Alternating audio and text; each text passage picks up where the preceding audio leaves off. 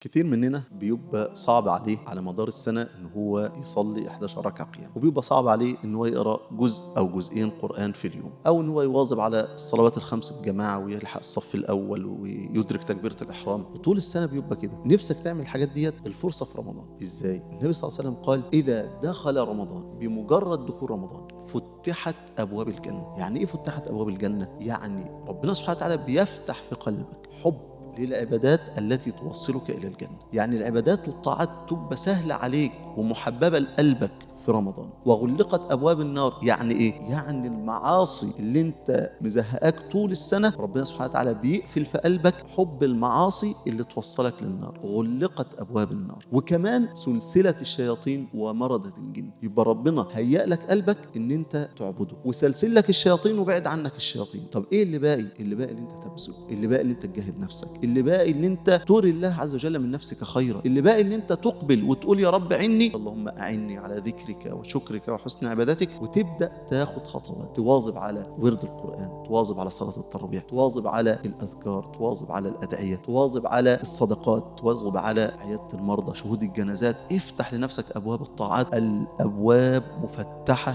في رمضان، والطاعات ميسرة، والله قد هيأك لعبادته في رمضان. لا تبخل على نفسك.